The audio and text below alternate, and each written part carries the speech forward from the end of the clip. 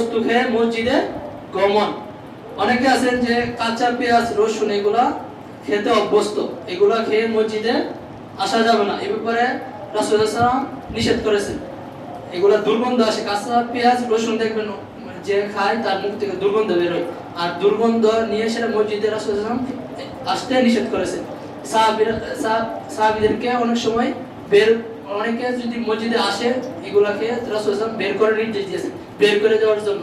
তাহলে আমাদেরকে কি মুখ পরিষ্কার করে প্রয়োজন আমরা মেসওয়াক করব, মেসওয়াক করে আমরা কি করতে হবে, মসজিদে আসতে হবে।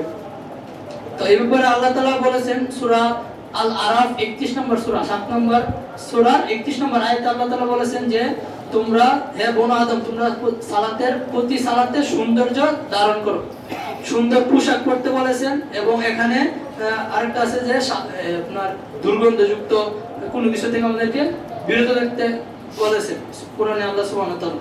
এরপরে জাবির রাদিয়াল্লাহু তাআলা আনহু তে বর্ণিত রাসূল সাল্লাল্লাহু আলাইহি ওয়াসাল্লাম বলেছেন যে ব্যক্তি রসুন কিংবা পেঁয়াজ খাবে সে যেন আমাদের থেকে দূরে থাকে, অথবা তিনি বলেছেন যে সে যেন আমাদের মসজিদ থেকে দূরে থাকে এবং নিজ বাড়িতে বসে থাকে।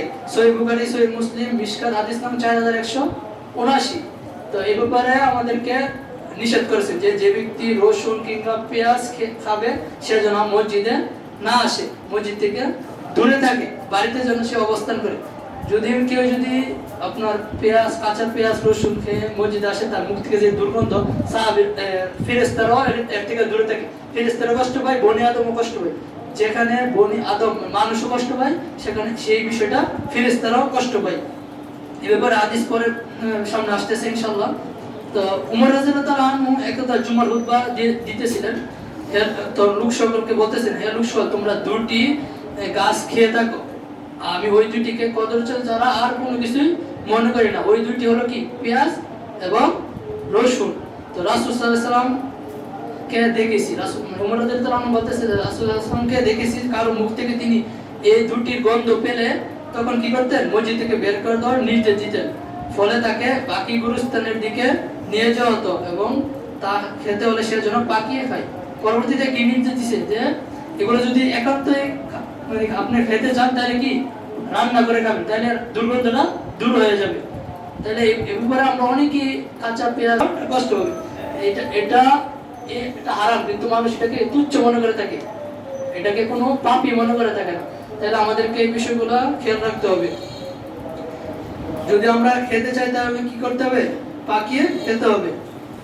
এবং অনেকে আছে যে আপনার দুর্গন্ধযুক্ত পোশাক পরে সালাতে আসে, কিন্তু আল্লাহ সুবহানাহু ওয়া তাআলা কোরআনে বলেছেন যে সুন্দর পোশাক পরিধান করো।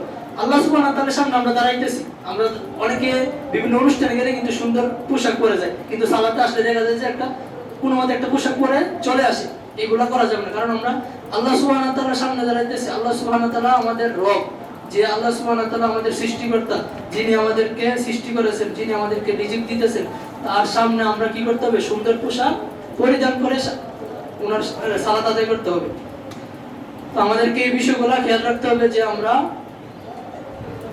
যেন আমরা আমাদের কারণে কোনো মানুষ কষ্ট না পায়। এরপরে আসেন আরেকটা হারাম যেটা মানুষ তুচ্ছ মনে করে থাকে, যা সমাজে এখন